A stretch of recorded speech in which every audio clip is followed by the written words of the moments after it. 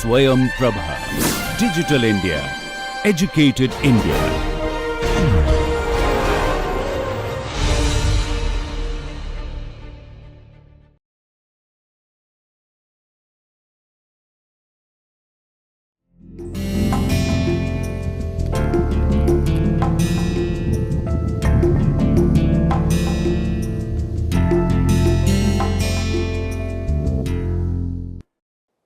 Namaste. In today's lecture, we will carry forward our discussion on the Shelterwood system that we left in the last lecture. So, this lecture is Shelterwood system part 2. Now, as you remember, in the last lecture we discussed that how do we define a Shelterwood system. A Shelterwood system is a system in which we leave the mother trees to shelter for the young ones. This is especially used in the case of those species that are shade loving, and in this case if we go through this flow chart, the concentration of felling and regeneration operations is there on part of the forest area, it is not there in the complete forest area. So, you do it in certain locations and you clear the old crop in successive regeneration fellings. So, you do not clear the old crop in one area completely, you do it in part by part, so that you are able to open up the canopy in a phased manner, so that your seedlings are able to get light, and at the same time they are also protected against very harsh light or against wind damage or damage by frost. So, this is how we define a Shelterwood system, and a Shelterwood system is further classified into 3 different categories. We have the uniform Shelterwood, in which you do the canopy clearing evenly over the compartment, or you can do it in scattered groups in the case of a group Shelterwood system, or you can do it in an irregular and gradual manner in the case of an irregular Shelterwood system. Now, Shelterwood system, these variations can be shown in this slide. So, in the case of a uniform Shelterwood system, the shelter trees are more or less uniformly distributed throughout the block. So, what we are saying here is that you have this block and you are leaving the Shelterwood trees more or less uniformly in the whole of the area. Or you could have a variation, that is the group Shelterwood, in which case the regeneration fellings are done in groups, either due to the presence of advanced growth or to reduce or to induce regeneration, with area enlarged centrifugally around the gaps. So, what we are saying here is that in place of doing it regularly, what you do is that in your forest block, suppose you have an advanced growth here, you have an advanced growth here, and you do have an advanced growth here. So, in this case you begin by felling these areas in the first instance. So, in the first instance you will fell it here, in the second instance you will fell it in a centrifugal manner around these areas, in the third instance you will further increase your centrifugal areas, and so on. So, this sort of a system will be known as a group Shelterwood, because you are doing the felling in certain groups. Or you can have a strip Shelterwood system, in which you are doing harvesting in uniformly spaced linear strips with new strips added progressively into the wind. So, what we are saying here is that in the case of a strip Shelterwood system, you do a felling here in the first instance, then you do a felling here in the second instance, then you do a felling here, and so on. So, in this case the trees that are remaining on the left side, they are providing the shelter, and you are doing the felling progressively into the wind direction. Or you can have an irregular Shelterwood system, in which there is a very long period between the initial cut and the final cut, which leads to an uneven aged crop, and this is something that we will look into greater detail in the next lecture. Or you can have a natural shelterwood system, that is also known as an overstory removal or release cutting, in which case the overstory is removed to create open growing conditions. So, what do we mean by that? As we saw earlier, in the case of a forest, you have a canopy, but then there are some trees that go over the canopy and form an overstory. There are also some trees that form the understory, and then you have the forest floor. Now, a natural shelterwood system would preferentially remove the over canopy. So, this over canopy will be removed. So, in this case you are removing the over canopy or the overstory to create an open growing condition, but you are leaving the canopy trees to provide the shelter. So, that is a natural shelterwood. Then you can also have different combinations. You can use a group system together with a strip system, you can use a uniform system together with a group system, and so on. Now, when we are doing a felling operation in the case of a shelterwood system, we define a periodic block. Now, what is a periodic block? So, periodic block is defined as the part of the forest that is set aside to be regenerated or otherwise treated during a specific period. So, as we saw in the earlier lecture, we have preparatory felling, we have the seeding felling, we have the secondary felling, and we have the final felling. Now, those parts of the forest where we are doing one operation, say seeding felling. So, all those portions where we are doing the seeding felling at one particular point of time will be called as a periodic block. So, the part of the forest that is set aside to be regenerated or otherwise treated. So, you are doing any sort of a treatment, but you are doing it in the whole of the periodic block during a specified period. Now, this period is not necessarily a single year, but it can be say 10 years, 20 years, 30 years or so on. But then during one period, you will be doing the treatment in one periodic block. So, example, the part undergoing preparatory felling is a periodic block, the part that is undergoing seeding felling is another periodic block, and so on. Now, we also have the regeneration period, which is the period that is required to regenerate the whole of the periodic block.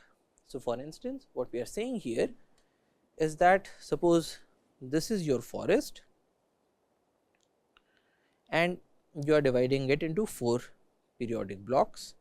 So, this is your periodic block 1, periodic block 2, periodic block 3 and periodic block 4. Now, regeneration period asks the question, how much time do I need to regenerate the whole of a periodic block?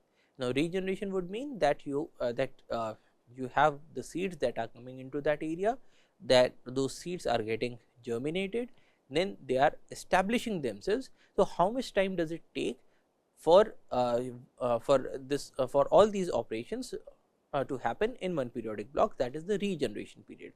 How much time do you require to regenerate the area in one periodic block? That is the regeneration period. Then we had also defined the rotation period. So, rotation period is the time that at which your tree is considered mature for felling.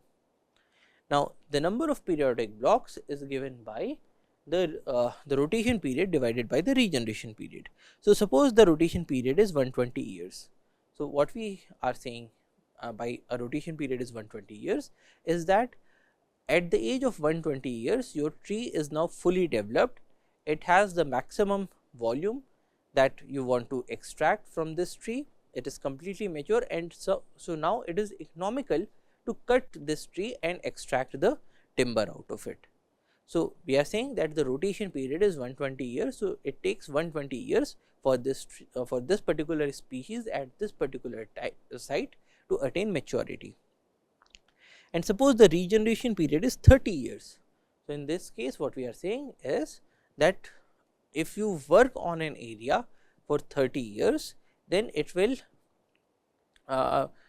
if you have worked on this area, then it will take 30 more years to regenerate this area. So, you had cut your trees in one periodic block, and now to regenerate this area for your seeds to become germinated and then established seedlings, it is now taking 30 years.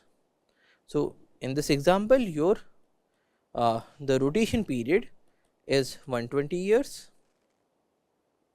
and the regeneration period is 30 years. So, the number of periodic blocks is given by the rotation period divided by the regeneration period, which is 120 by 30 is equal to 4.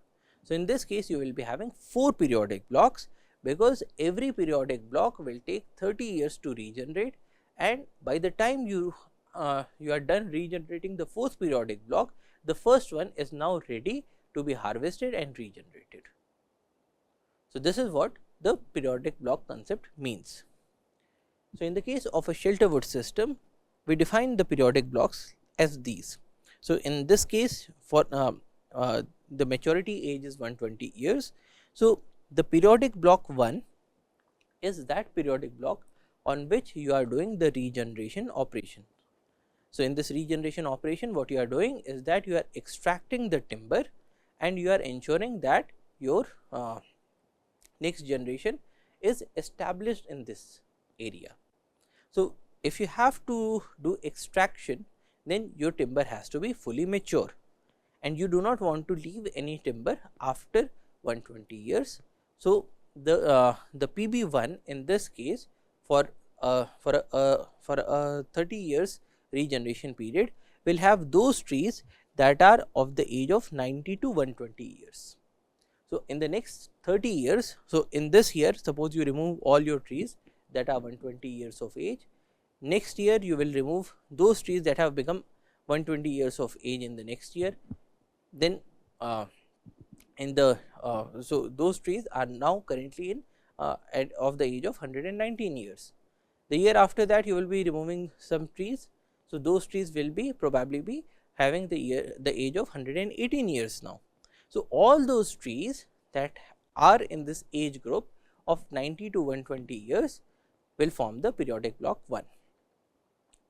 Now, in here it is important to emphasize that it is nearly impractical to find out the exact age of every tree and to cut only those trees that are 120 years of age, because in practicality what you will find is that there might be a tree that is 120 years of age, which is smaller than another tree which is say 100 years of age, and that is a larger tree. So, in the field situations you might remove those trees that are of a lesser age and leave out those trees that are of a greater age, but then overall what we are saying is that we will be working on those trees that are currently in the maturity age. So, that is between 90 and 120 years. Now, periodic block 2 will comprise of those trees that have the age of 60 to 90 years, periodic block 3 will have 30 to 60 years, and periodic block 4 will have 0 to 30 years. Now, how do these periodic blocks cycle? So, currently we have this area, the red area is PB1, which has the crop age of 90 to 120 years. Now, once you have harvested and you have regenerated this red area, what will it become? So, it will become the periodic block 4, because in the case of periodic block 1 you were having 90 to 120 years. Now, if you have cut these trees, you have regenerated this area. So, now in this area the trees of the next generation after 30 years will be having an age of 0 to 30 years, and so this area will become PB4. It will not become PB2, it will become PB4. And in the previous cycle where we had the trees of 60 to 90 years which were PB2 in that time, that will now become PB1. So, if you look at any particular area, this is how it will move. So, from PB1 it will become PB4, then it will become PB3, then it will become PB2, and then again it will become PB1 in the next cycle. So, essentially what we are seeing here is that these periodic blocks move as PB1 becoming PB4, becoming PB3, becoming PB2, and finally becoming PB1. So, this is how we are going to process these different periodic blocks. Now, we defined the number of periodic blocks as the rotation age divided by the regeneration age. Now, rotation age is easy to fix, that is the age of maturity. So, when you have trees that are of large enough size, they have large enough volume of timber inside it, that is the rotation period. How do we get to the regeneration period? So, the regeneration period depends on a number of factors. It depends on the frequency of seed years. Now, seed years, as we had seen earlier, if you have a species and you are plotting the number of seeds with time in years, then probably you have a species that is giving out large number of seeds in this year, and then for next 2 years it is not giving out a large number of seeds, then it is giving out another large quantity of seeds, then for another 2 years it does not give large number of seeds, and so on. So, in this case the seed year is coming as 1 in every 3 years, whereas you could be having another species where you have a large number of seeds in this year, then less number of seeds, then less number of seeds, then less number of seeds, then less number of seeds, and then a large number of seeds. So, in that case you will be having a curve like this.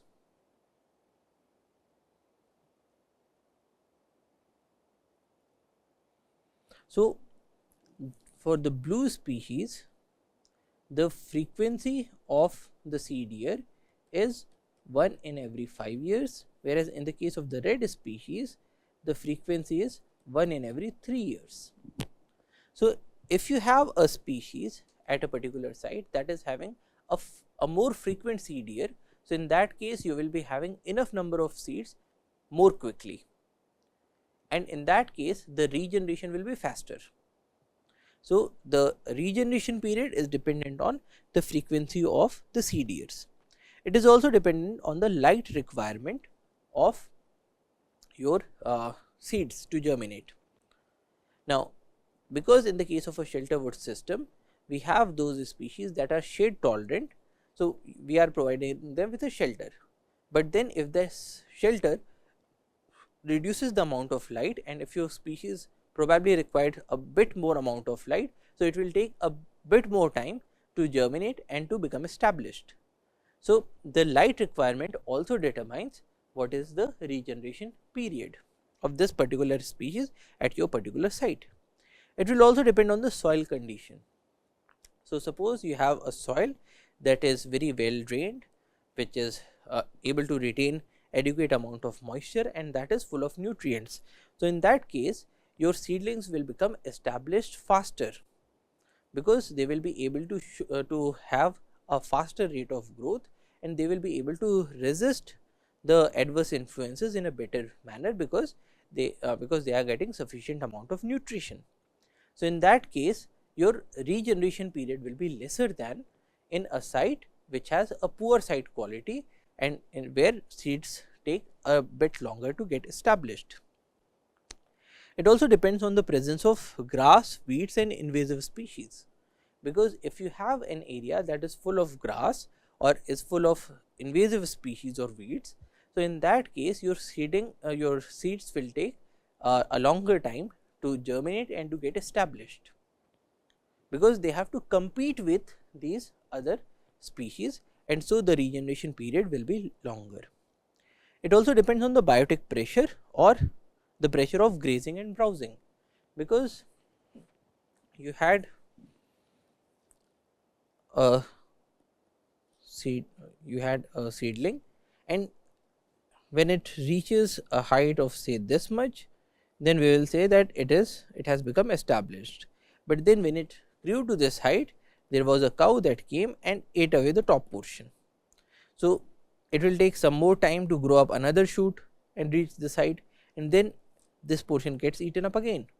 then it will try to grow up another shoot, and so it will take a much longer period to become established. So, it will depend on whether it gets a chance to grow to the particular height to get established. So, if you have more amount of grazing and browsing, then you will take more amount of time to regenerate your area. So, the regeneration period depends on the biotic pressure as well.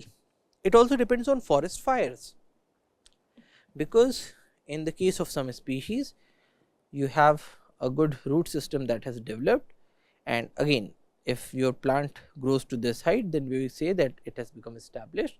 But then when it grew to this height and then there was a forest fire and the whole of the shoot portion got destroyed, the root portion remains, that gives out another shoot, and then there is another fire, and then probably in the third year it did not get any fire, and so it was able to reach.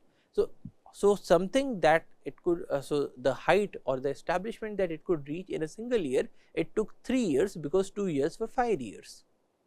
And so, the regeneration period also depends on the frequency of forest fires in that particular area. So, it depends on grazing, it depends on browsing, it depends on forest fires, it depends on invasives, it depends on insects that might be eating up or devouring the young crop, it depends on the site quality, it depends on the frequency of seed years, it depends on the light requirement. So, it depends on a number of factors. So, this is how we get to the regeneration period, and this is how we get to the number of periodic blocks, because we can fix up the rotation period as the maturity. Regeneration period will depend on all these factors, and so if you can control these factors, you can even reduce the regeneration period, and in that case you will even be able to reduce the number of periodic blocks that will be required by you. Now, next we look at the group system. Now, the Shelterwood system has a number of varieties, and one such variety is a group system. Now, group system was devised by Carl Geyer, and it was there to check the conversion of irregular forest into pure plantations. Now, an irregular forest is a forest in which different age classes do not occupy roughly the same amount of areas. So, what we are saying here is that suppose you consider trees that are 0 to 30 years, 30 to 60 years, 60 to 90 years, and 90 to 120 years. Now, ideally in a managerial sense, we would want all of these 4 age classes to occupy 25% area of the land. But suppose you have a forest in which 0 to 30 years is occupied by say 60% of the plant, 60% of the area. This is 15% of area, this is 10% of area, and this is 5% of area, 15% of area. So, in this case we will say that this forest is an irregular forest.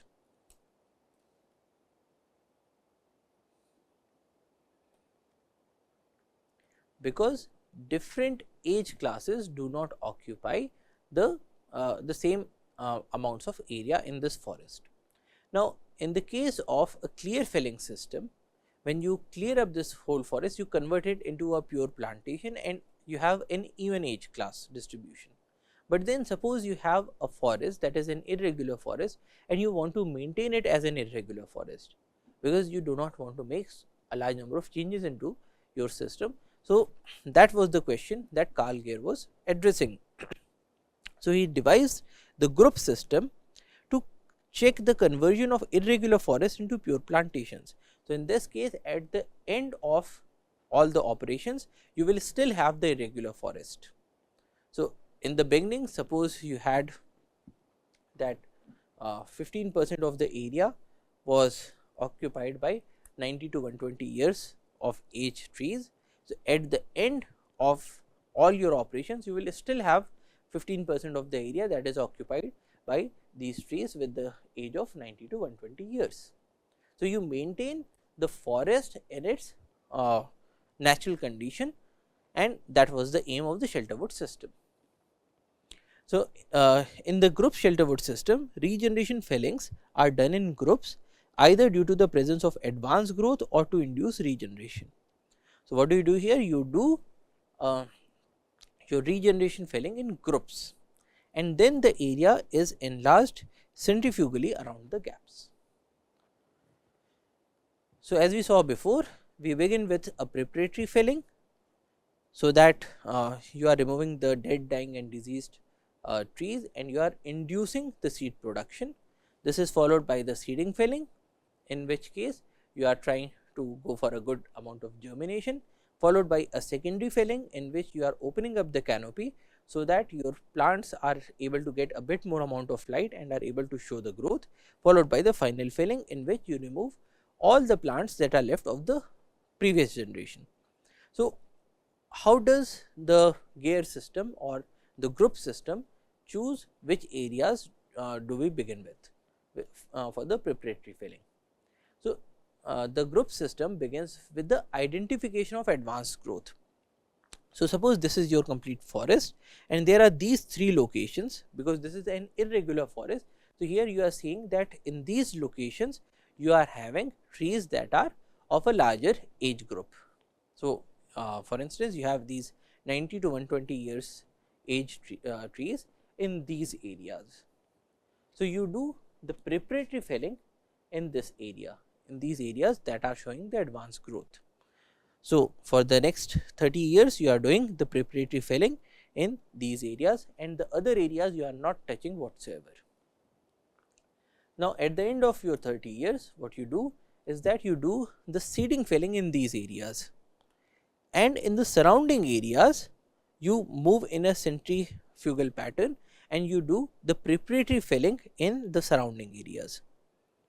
So, what you have done now is that those areas that were having the advanced growth, you did the preparatory filling, and then in the next cycle you did the seeding filling, and in the surrounding areas now you have done the preparatory filling.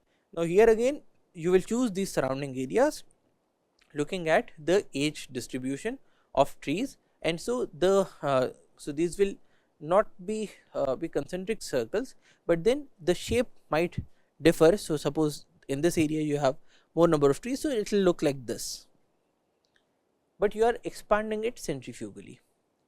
So, once you have done the seeding and the preparatory filling, next you are doing the secondary filling. So, these areas that initially showed the advanced growth, now they have moved to secondary filling. These areas have now moved to the seeding filling, and the surrounding areas have moved into the preparatory filling phase. And then you do the final filling in these areas. So, now at the end of your cycle, what you have is that in these 3 areas that had an advanced regeneration, at the end of all your operations, you still have advanced regeneration in these areas. So, in this way the structure or the spatial structure of the forest is maintained. So, in these areas you have all the 4 fillings that have been done. In these areas you have had 3 fillings, in these areas you have had 2 fillings, and in this pink area you have had only 1 filling. And this cycle would then continue, because these areas where you had your final fillings, now with the advanced regeneration, in the next cycle you will again do the preparatory filling in these areas.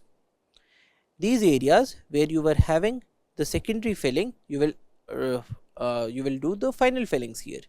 These areas with the seeding fillings, you will do the secondary fillings, and these pink areas where you did the preparatory filling would now move into the seeding filling. So, till perpetuity we can maintain the spatial structure of this forest while extracting timber out of it, and while ensuring that there is adequate amount of regeneration through the Shelterwood system. So, the group system provides a number of advantages.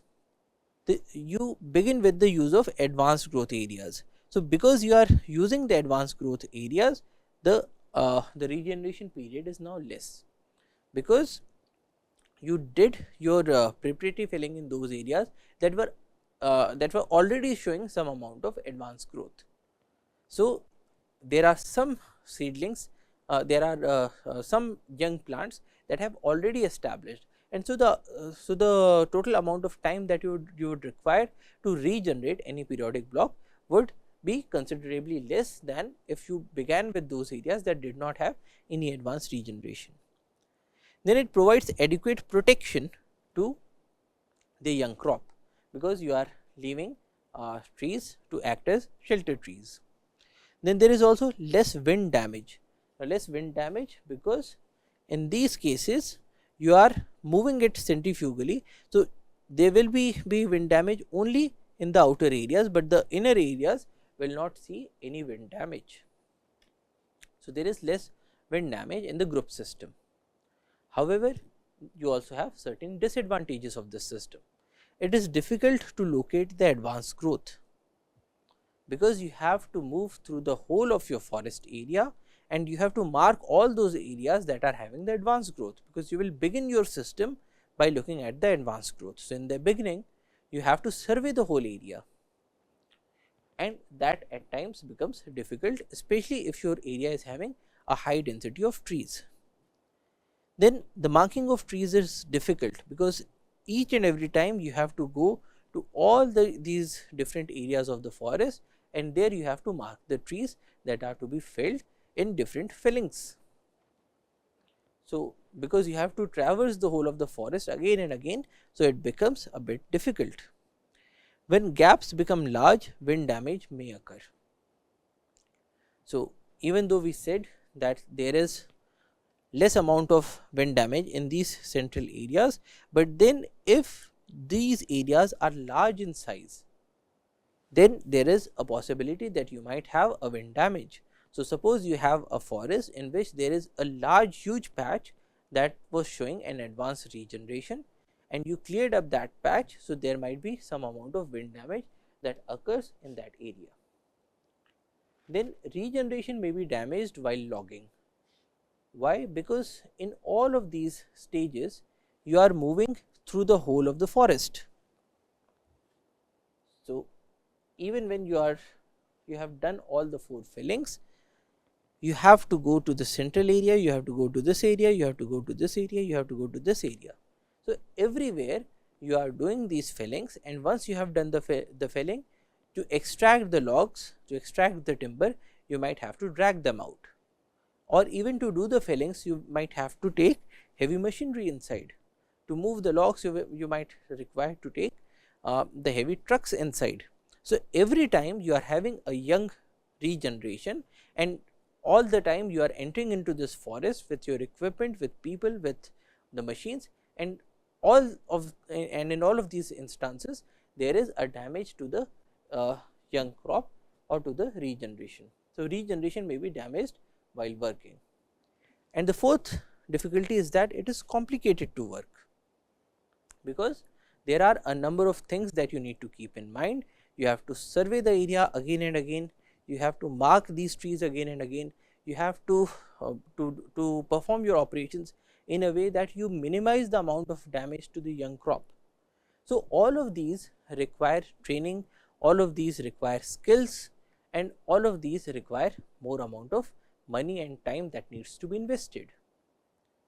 So, which is why the group Shelterwood system did not attain that amount of popularity that it could, because unlike in a clear felling system where things are very simple, here you have to visit all the areas of the forest at all times, and you have to impart a lot of skill to the people. So, these are the disadvantages: difficult to locate the advanced growth, difficult marking of trees, when gaps become large, wind damage may occur, regeneration may be damaged while logging, and it is complicated to work with. So, in this lecture we looked at the intricacies of the Shelterwood system. So, we looked at what are the periodic blocks, we looked at what is a rotation period, what is a regeneration period, how do we get to the number of periodic blocks. So, the number of periodic blocks is the rotation age divided by the regeneration age. Regeneration age is the time that your forest takes to become regenerated, to become established with the next generation. Rotation age is the age of maturity at which you consider that your wood is now ready to be felled, ready to be harvested or extracted. So, rotation period divided by the regeneration period gives you the number of periodic blocks. Now, we mark the periodic blocks as periodic block 1, 2, 3 and 4, where periodic block 1 is the periodic block where you do your regeneration operations. So, suppose you have a rotation age of 120 years and it takes roughly 30 years for your crop to become regenerated, then you will have 4 periodic blocks, in which case you will have PB 1, 2, 3, 4. PB 1 will be the area where you will do the regeneration. So, you will cut the trees, you will harvest the old trees and you will also establish the younger generation. Now, once you have done these operations in 30 years, so at the end of 30 years your PB 1 will now become PB 4, because it will be worked again after 90 more years.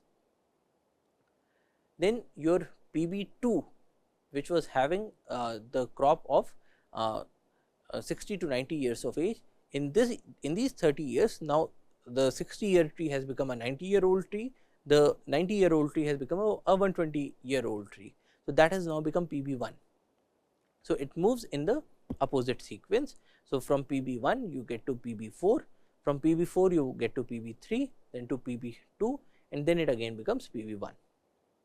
Then we looked at the group Shelterwood system, which was given by Carl Gear. The biggest advantage is that you retain the spatial structure of the forest. So, you begin by looking at those areas that have an advanced regeneration. You begin your preparatory felling in those areas that have this advanced regeneration, and then you move centrifugally around these areas. So, in the central areas where you were having the advanced regeneration, you do the preparatory felling, followed by the seeding felling, followed by the secondary felling, followed by the final felling. And once you are done with your final felling, it will again be having such amount of advanced regeneration that you will again do the preparatory felling in those areas. So, because it moves centrifugally around these advanced regeneration areas, so at the end of all your operations, you still have a forest that maintains its irregular structure. And by irregular structure, we mean that the trees of different age classes do not occupy equal areas of the land. So, there might be a situation in which your advanced regeneration is in say only 10% of the forest. So, at the end of all your operations, your advanced regeneration will again be only in 10% of the forest. So, you maintain the spatial structure of these forests. Then we looked at the advantages and the disadvantages of these systems. The advantages are mainly that your trees have adequate amount of protection, there is less amount of wind damage, but then the major disadvantage is that this system is a lot more complicated than say a clear felling system, and so you have to impart a large amount of training, skill, equipments to the people who are working your forest.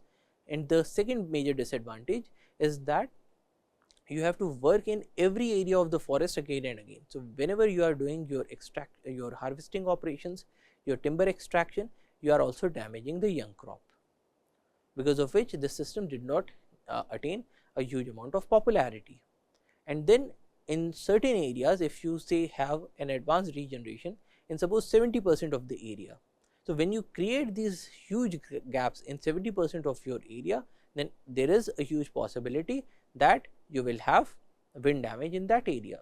So, because in this system you do not have the 4 periodic blocks that occupy equal areas of land. So, there is a big possibility that sometime in the whole of the operation there will be a time in which you will be clearing a large area of the forest, and in that case you will be exposing your trees to wind damage and also to desiccation or drying up or to frost.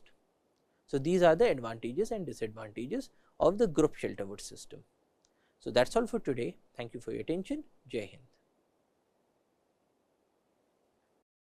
Hind.